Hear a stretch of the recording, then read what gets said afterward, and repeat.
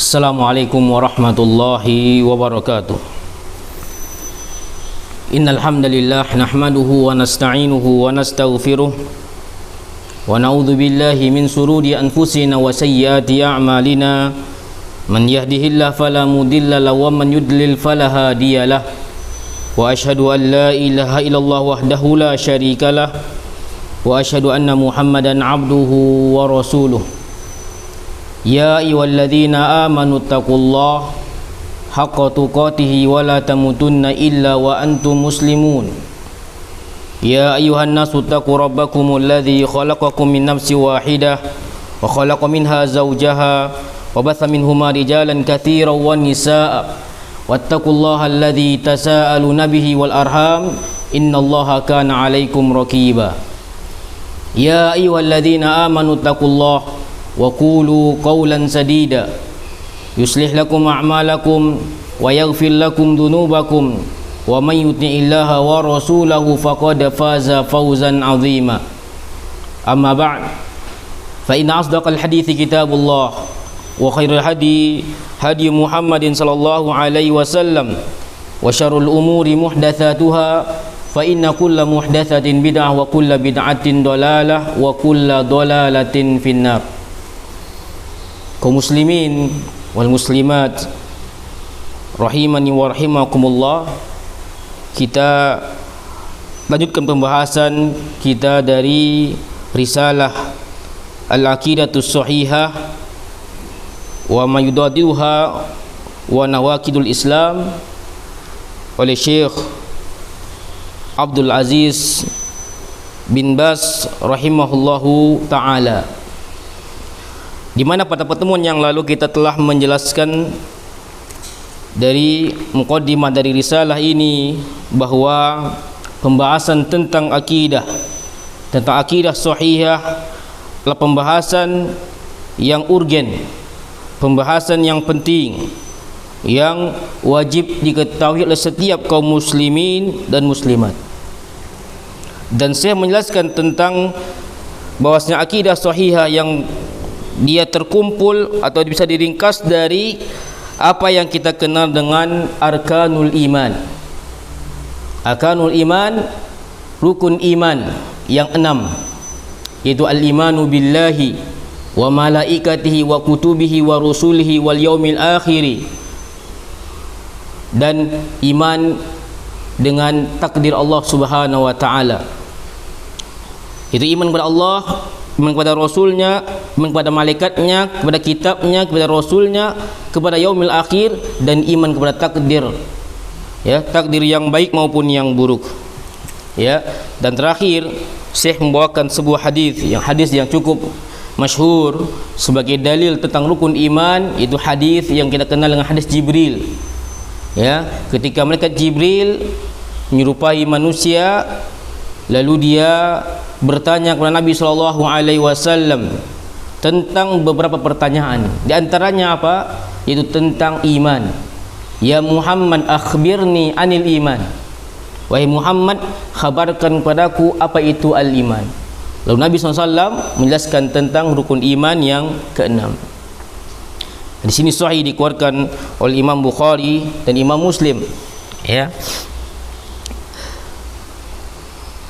Selanjutnya kita akan membahas tentang, ya, iman yang pertama, ya. Awalan al-imanu billahi. Yang pertama adalah iman kepada Allah.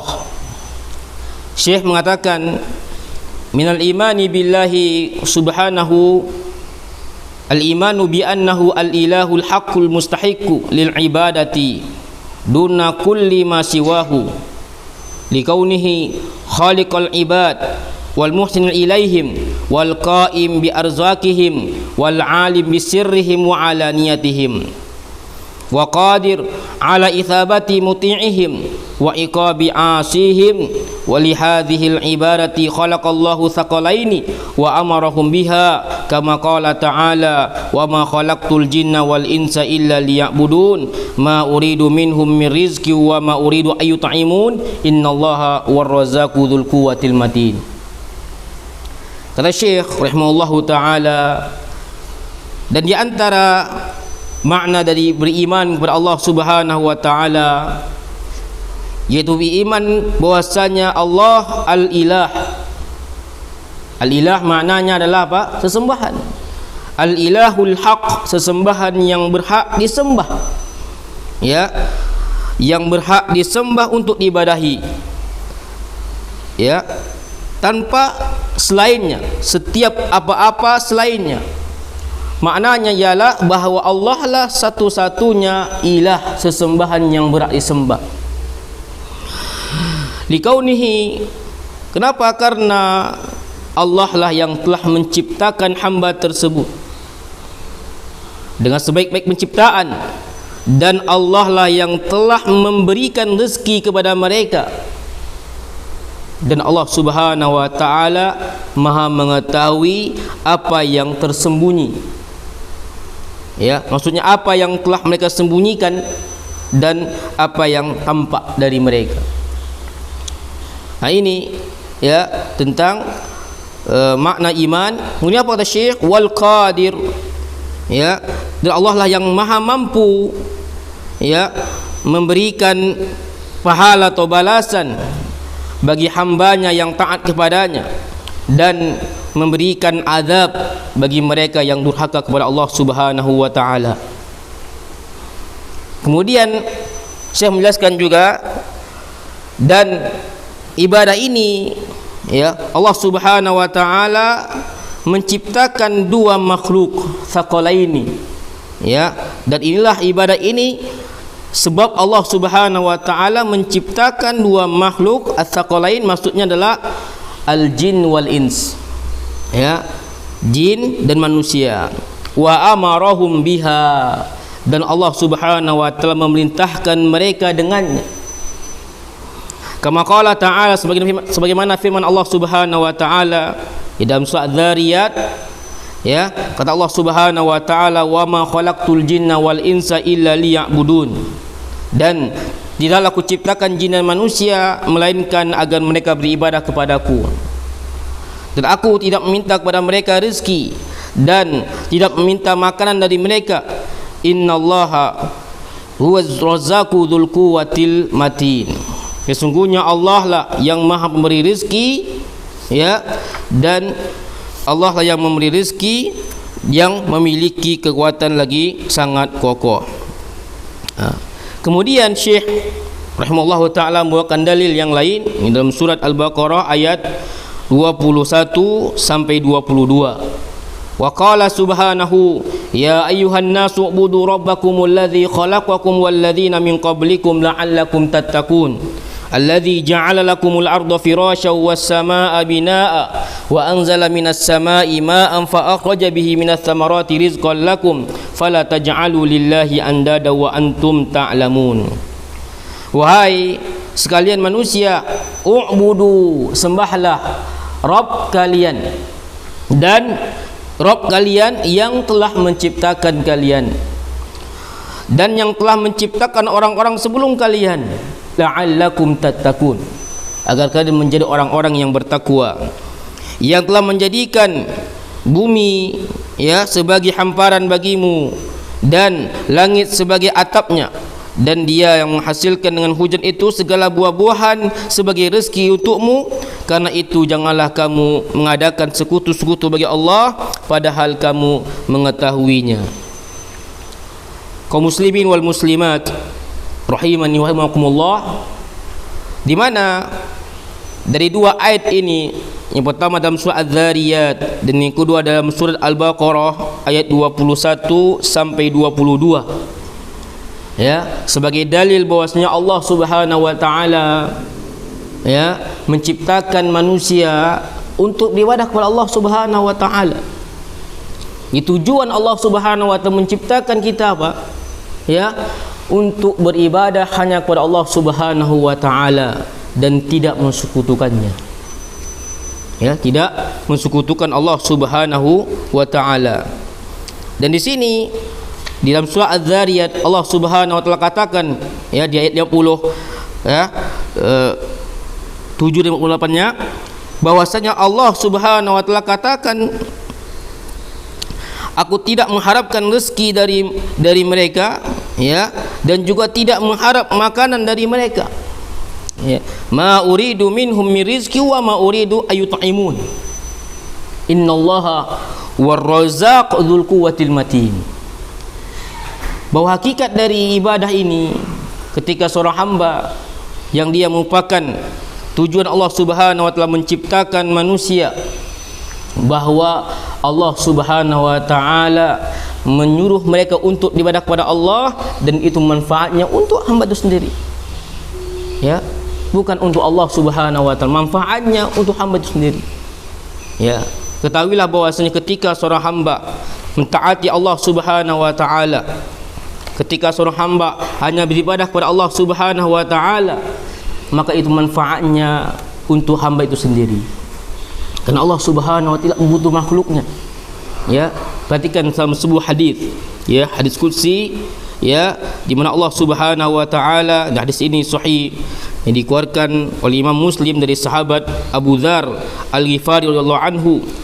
Ya, hadis ini hadis qudsi, Allah Subhanahu wa taala berfirman, ya, di antara kalimatnya adalah kata Allah Subhanahu wa taala, ya ibadi law anna awwalakum wa akhirakum wa insakum wa jinnakum kanu ala afqa qalbi rajulin wahidin minkum ma zada dzalika fi mulki syai'an. Ya ibadi law anna awwalakum wa akhirakum wa insakum wa jinnakum kanu ala afjari qalbi rajulin wa ahadin minkum ma naqasa dzalika min mulki syai'an. Kata Allah Subhanahu wa taala, wahai hambaku, ya, wahai hambaku, sekiranya, ya, orang yang pertama dari kalian dan orang yang terakhir dari kalian, baik dari golongan manusia maupun jin, semua bertakwa seperti orang yang paling bertakwa di antara kalian, maka sungguhnya itu semua tidak akan menambah kerajaanku sedikit pun juga. Wahai hambaku, seandainya orang yang pertama hingga yang terakhir di antara kalian, baik dari golongan jin dan manusia, atau dari golongan jin, manusia dari golongan jin, ya, berhati jahat seperti hati orang yang terjahat di antara kalian, ya, terburuk, ya, fajir di antara kalian, maka itu semua tidak akan mengurangi kerajaanku sedikit pun juga. Ini hadis ini sahih. Bagaimana, ya, seorang hamba, ya, melaksanakan taatan kepada Allah Subhanahu wa taala, maka itu manfaatnya bagi dirinya sendiri. Ya, tidak ada pengaruhnya dari urusan Allah Subhanahu wa taala. Dengan kita beribadah kepada Allah Subhanahu wa taala, bukan berarti Allah Subhanahu wa taala butuh pada makhluknya, enggak. Makanya Allah tegaskan apa? Ma uridu minhum min rizqi wa ma uridu ayut'imun. Kenapa? Innallaha war-razzaqu dzul quwwatil matin. Sesungguhnya Allah lah yang Maha memberi rezeki. Innallaha huwa ar-razzaq. Kemudian juga kaum muslimin wal muslimat rahimahumullah, bahwasanya apa? Di ayat dalam surah Al-Baqarah Allah katakan, ya ayuhan nas, wahai sekalian manusia, ubudu, sembahlah Rabb kalian yang telah menciptakan kalian dan orang-orang sebelum kalian. Di sini Allah Subhanahu wa taala katakan bahwasanya, ya, perintah Allah perintahkan manusia untuk beribadah hanya kepada Allah. Lalu Allah katakan, allazi khalaqakum walladzina min qablikum, yang telah menciptakan kalian. Ya. Kenapa Allah Subhanahu wa taala mengatakan bahwasanya yang telah menciptakan kalian? Karena mereka telah mengimani bahwasanya yang telah menciptakan mereka adalah Allah Subhanahu wa taala. Di mana orang-orang musyrikin, ya, musyrikin di zaman Nabi sallallahu alaihi wasallam, yang telah diperangi oleh Nabi dan para sahabatnya radhiyallahu anhum ajma'in, bahwasanya orang-orang musyrik ketika itu, ketika ditanya siapakah yang menciptakan langit dan bumi, mereka menjawab Allah Subhanahu wa taala. Siapakah yang menciptakan mereka? Allah Subhanahu wa taala. Mereka meyakini hal itu, mereka beriman tentang hal tersebut, ya, akan tetapi mereka menjadikan apa? Sekutu bagi Allah Subhanahu wa taala. Ya, itu letak perbedaan, seorang muslim dengan orang musyrikin ialah ketika mereka mensekutukan Allah Subhanahu wa taala, beribadah kepada selain Allah Subhanahu wa taala. Mereka di antara mereka ada yang beribadah kepada Allah, bersamaan juga mereka beribadah kepada selain Allah Subhanahu wa taala, menyembah berhala, menyembah pepohonan, dan yang lainnya. Makanya kata Allah Subhanahu wa taala di akhir yang kedua, yang terakhir, fala taj'alu lillahi andada wa antum ta'lamun. Dan janganlah kalian menjadikan tandingan bagi Allah Subhanahu wa taala sedangkan kalian mengetahuinya. Kemudian juga kata Syekh, wa qad arsalallahu rusula wa anzalal kutuba li bayani hadzal haqq wa da'wata ilaihi wa tahdhir mimma yudaduhu kama qala subhanahu wa laqad ba'atsna fi kulli ummatin rasulan an ya'budullaha wajtanibut taghut. Dan sungguh Allah Subhanahu wa taala telah mengutus rasulnya. Itu mengutus para rasul. Ar-rusul itu jamak dari ar-rasul. Kalau ar-rasul satu orang rasul, sedangkan ar-rusulu dengan mendomakan ra dan sinnya, maka ini jamak. Maknanya apa? Semua para rasul, semua para nabi dan para rasul yang telah Allah utus. Kemudian wa anzal kutub. Al-kutub jamak dari al-kitab, yaitu semua kitab yang telah Allah turunkan kepada para nabinya. Maka li bayani hadzal haqq, untuk menjelaskan permasalahan ini, kemudian wa dakwah ilaihi, dan mendakwahkannya. Apa itu? Masalah tauhid, masalah iman kepada Allah Subhanahu wa taala, masalah mentauhidkan Allah, beribadah hanya kepada Allah, adalah perkara di mana Allah Subhanahu wa taala mengutus seluruh para rasulnya, dan dalam kitab-kitab yang Allah turunkan menjelaskan tentang perkara ini. Apa dalilnya? Dalilnya yang dibawakan oleh Syekh rahimahullahu taala. Kemudian juga untuk melengkapi wa tahdhir mimma yudaduhu, dan memperingati manusia dari lawannya. Apa itu lawannya? Lawan dari tauhid itu syirik. Mensekutukan Allah Subhanahu wa taala, beribadah kepada selain Allah Subhanahu wa taala, kepada apapun, kepada siapapun. Maka dalilnya adalah firman Allah Subhanahu wa taala dalam surah An-Nahl ayat 36.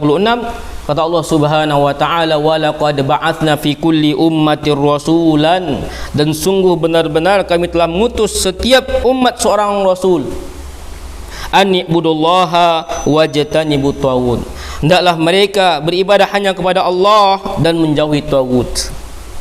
Ini dakwah para nabi dan para rasul, bukan dakwah khusus dari dakwah Nabi kita Muhammad SAW saja, enggak, akan tapi seluruh para nabi dan para rasul. Dari rasul yang pertama itu Nuh alaihi salam, sampai nabi kita Muhammad sallallahu alaihi wasallam, seluruh mereka mendakwakan la ilaha illallah, u'budullah wajtanibut taghut, merintahkan manusia untuk beribadah hanya kepada Allah dan memperingati manusia dari mensekutukan Allah Subhanahu wa taala. Dan ayat yang lainnya yang menunjukkan hal demikian, bahwasanya setiap para nabi dan para rasul itu mereka mendakwakan dakwah tauhid tentang masalah beriman hanya beribadah kepada Allah Subhanahu wa taala semata. Itu dalam surat Al-Anbiya ayat 25. Kata Allah Subhanahu wa taala, "Wa ma arsalna min qablika mir rasulin illa nuhi ilaihi annahu la ilaha illa ana fa'budun."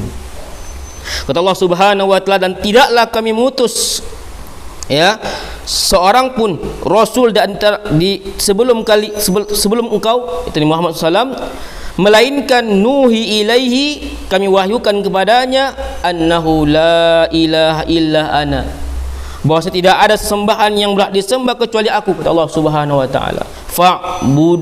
Fa'budun, dan maka sembahlah aku. Ini dalil yang menunjukkan bahwa setiap para nabi dan para rasul, kata Allah Subhanahu wa taala, bahwasanya dakwah mereka yaitu dakwah tauhid. Yaitu mereka memulai dakwah dengan dakwah tauhid, dan mereka sering atau mereka senantiasa menjelaskan kepada umatnya tentang dakwah ini. Lalu Syekh rahimahullahu taala membawakan dalil yang lain dalam surat Hud ayat 1 dan 2. Wa qala azza wa jalla kitabun uhkimat ayatuhu thumma fussilat min ladun hakimin khabir an la ta'budu illallah innani lakum minhu nadhiru wa bashir. Kata Allah Subhanahu wa taala, inilah suatu kitab yang ayat-ayatnya disusun dengan rapi dan dijelaskan secara rinci, yang turunkan dari sisi Allah yang Maha Bijaksana dan Maha mengetahui, agar kamu tidak menyembah selain Allah. Sesungguhnya aku, itu Muhammad SAW, adalah pemberi peringatan dan pembawa kabar gembira kepadamu darinya. Kaum muslimin wal muslimat, ya, perhatikan ketika Allah Subhanahu wa ta'ala katakan kitabun uhkimat ayatuhu, ya, inilah suatu kitab yang ayat-ayatnya disusun dengan rapi, ya, di mana maksudnya adalah Al-Quranul Karim. Ya, Allah Subhanahu wa ta'ala turunkan Al-Quranul Karim. Lalu di ayat yang kedua kata Allah Subhanahu wa ta'ala, alla ta'budu illallah, ya, innani lakum minhu nadhiru wa bashir. Sesungguhnya aku Muhammad adalah pemberi peringatan, ya, agar kamu tidak menyembah selain Allah. Sesungguhnya aku Muhammad adalah pemberi peringatan dan pembawa kabar gembira kepadamu. Ya, dan ini juga di antara manhaj para nabi dan para rasul Nabi kita Muhammad sallallahu alaihi wasallam, ya, yaitu adanya nadhir dan bashir, yaitu memperingati manusia, ya, dan memberi kabar gembira, Kemudian terakhir Syekh rahimahullahu taala bahwasanya kata beliau, wa haqiqatu hadhihi ibadah hiya ifradullah subhanahu bi jami'i ma ta'abbudu ibad bihi min du'ain wa khaufin wa raja'in wa salatin wa saumin wa dhabhin wa nadhirin wa ghairi dhalika min anwa'il ibadah ala wajhil khudu'i lah wa raghbah wa ruhbah ma'a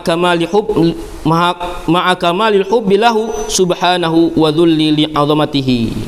Kata Syekh rahimahullahu taala, dan ketahui bahwa hakikat dari ibadah ini, yang makna ibadah adalah apa? Yaitu mentauhidkan Allah Subhanahu wa taala, ya, terhadap apa-apa, seluruh apa-apa, ya, ma ta'budul ibad, ya, dalam hal beribadahnya seorang hamba. Jadi apa itu? Doa, khauf, raja, salat, puasa, ya, menyembelih, bernazar dan yang lainnya dari jenis-jenis ibadah yang begitu banyaknya, ya, dalam ala wajhil khudu'i lahu, dengan apa? Tunduk kepadanya, kemudian berharap dan cemas, ya, dan dilengkapi dengan apa? Kesempurnaan cintaan kepada Allah Subhanahu wa taala dan merendahkan diri dalam rangka mengagungkan Allah Subhanahu wa taala. Nah, ini dia, ya, dari hakikat dari mana ibadah yang harus kita pahami, bahwasanya apa ibadah maknanya ialah seseorang, ya, mengesahkan Allah Subhanahu wa taala, ya, dalam hal-hal semua ibadah, ya, dan dia ketika berdoa, dia berdoanya kepada Allah Subhanahu wa taala. Ketika, ya, takut, berharap, ya, melaksanakan salatnya, puasanya, menyembelih dan menazar, ia tujukan hanya kepada Allah Subhanahu wa taala.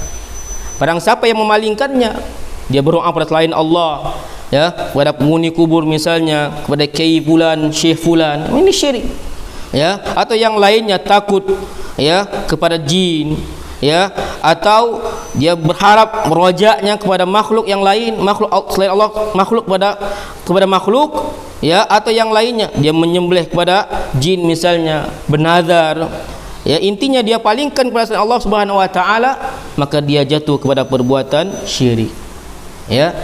Maka ini tentang pembahasan dari makna di antara beriman kepada Allah Subhanahu wa taala.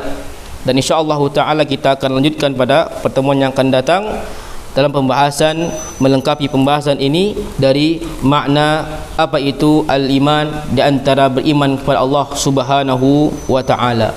Naam, wallahu a'lam bissawab. Kita tutup dengan khutbah majlis.